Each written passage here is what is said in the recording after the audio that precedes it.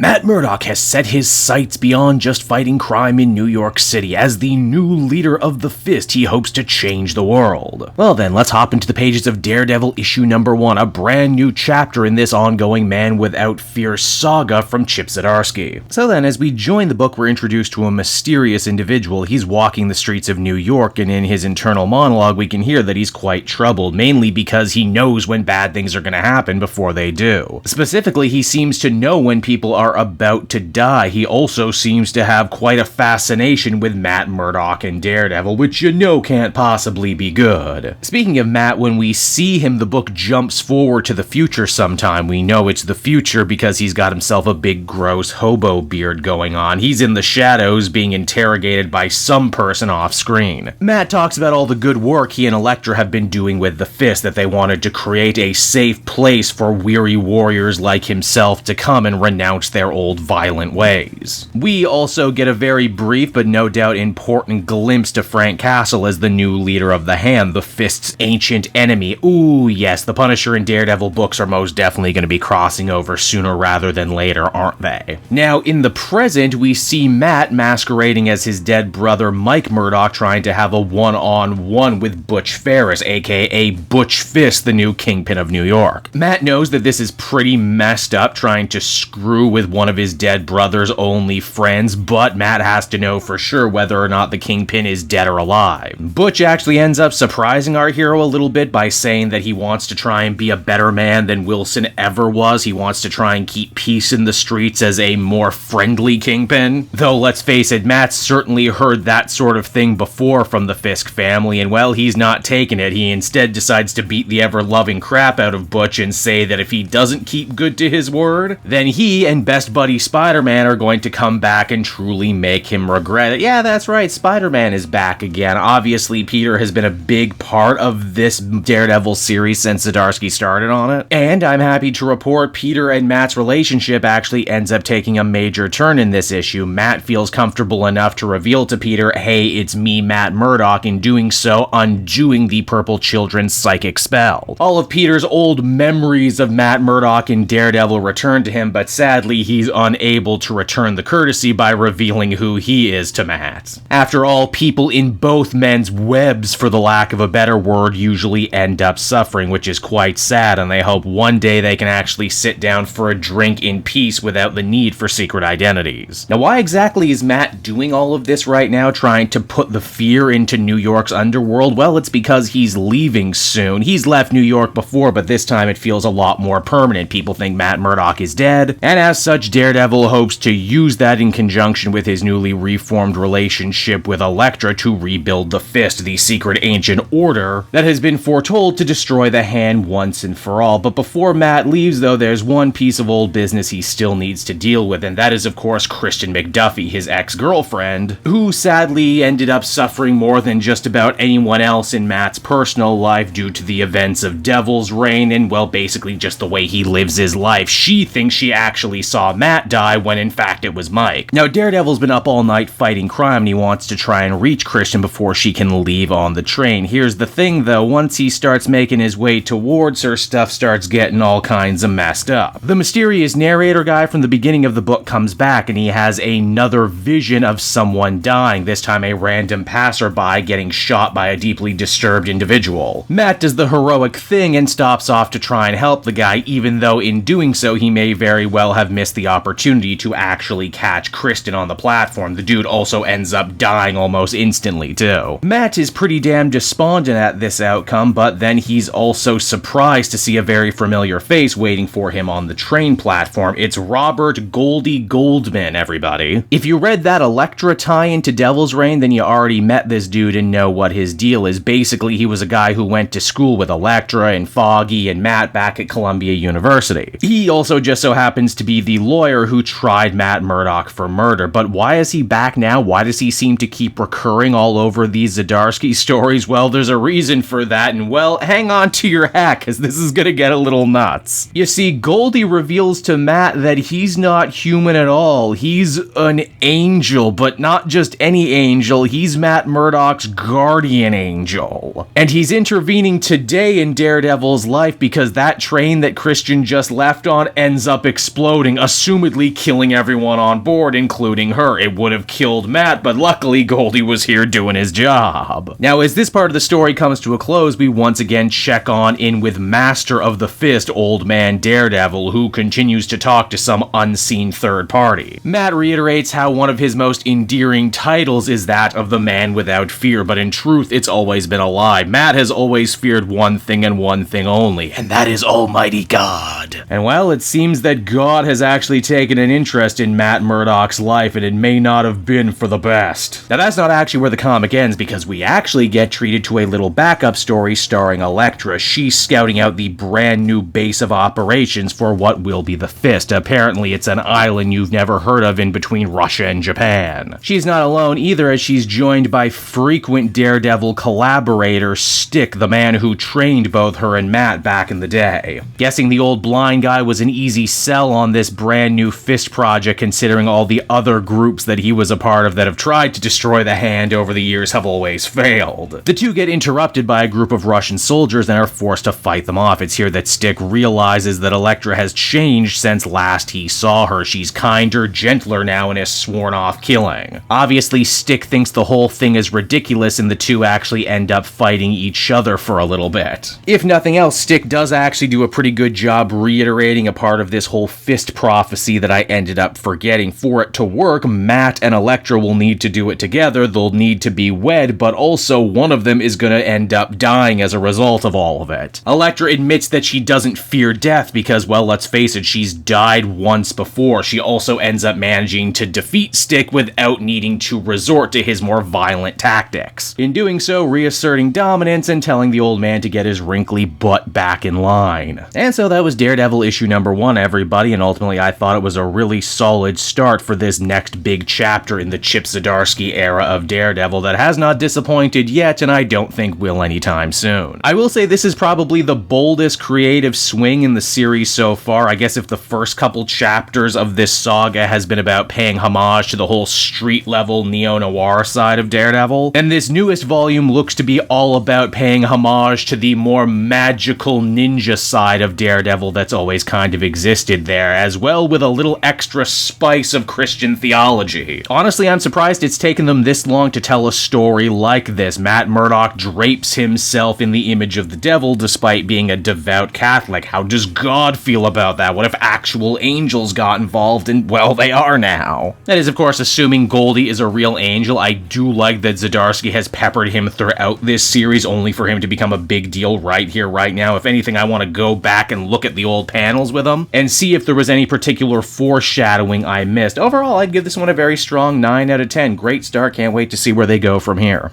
Hey there everyone, Kate Joel again, and I just want to thank you so much for watching to the end of the video. It means a lot to me. And hey, if you enjoyed the book I covered in this issue and want some comics of your own, might I recommend Book Depository? It's my #1 place for shopping for comic book trades. You get a great price, and if you use my link down in the description, you'll actually be helping me out at the same time. You get something, I get something, everybody wins, right? So until next time everyone, I've been Joel, and I will see you in the next video. Bye-bye.